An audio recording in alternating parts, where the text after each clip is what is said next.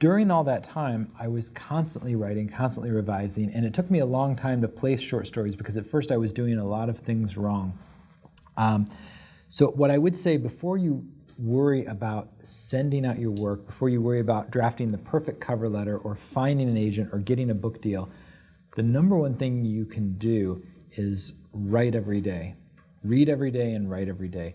Once you've sort of established a pattern for a year or two of really reading and writing every day, that practice will just make you better and better and better. And also beginning to show your work to other writers. I know this library sponsors writers groups every month. Any community of writers that you can find, if you can find one or two smart readers who can tell you honestly what they think of your work, that's great. That's really helpful. For some people, that might be a spouse or a partner. For a lot of people, it's not. You want someone who's a lot more honest. But just finding a good reader is helpful.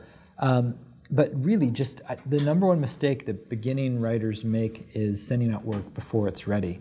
And really, whether it's a story or a novel or an application to work with an agent, you only get one shot with that magazine, with that story. You only get one shot with that book, with that agent. And so it's easy to waste that shot and look back a year later and say, oh, well, that clearly wasn't ready yet. It's easy to really fall in love with your own work at first. So the number one thing I would say is work, work, work, revise, revise, revise. Once you think you've gotten a story or an essay or a book perfect, put it away in a drawer for a month, take it back out with fresh eyes, and you'll see all sorts of new problems. And just keep doing that until you've gotten it as good as you know you can get it on your own.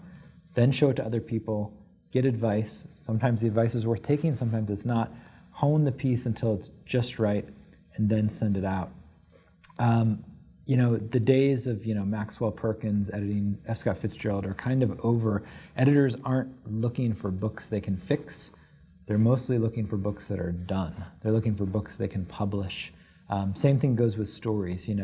A magazine like The New Yorker or The Atlantic or Playboy is going to get 20, 30,000 short story submissions a year. Of that, The New Yorker will publish about 50 stories. Atlantic will publish a couple. Playboy will publish 12. So, you're talking odds of 12 and 20,000.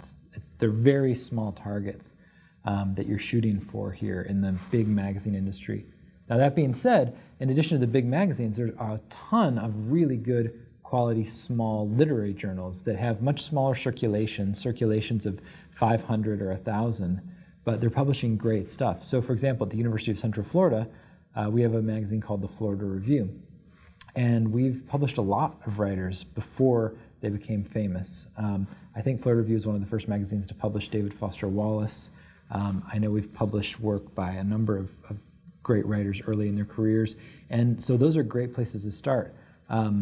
My own publishing adventures were kind of interesting. I had my first story accepted by a small magazine called Southern Exposure. It was out of Atlanta. It was its third issue. The magazine immediately folded after it took my story. I got one copy of the issue it had been in, and no one ever saw it. Then my second story was accepted by a very small journal called Orchid. It folded after it took the story, and then that story didn't get published by them. I would go on later to publish it in another magazine. Finally, my third story was taken by a magazine out of Eastern Washington called Willow Springs. It won a small contest they had, and that story was published. And then my fourth story was taken by Playboy, and that was when things started to get really going for me. So, don't be afraid at first to send out to small places, but at the same time, I would say don't be afraid to send to the best places.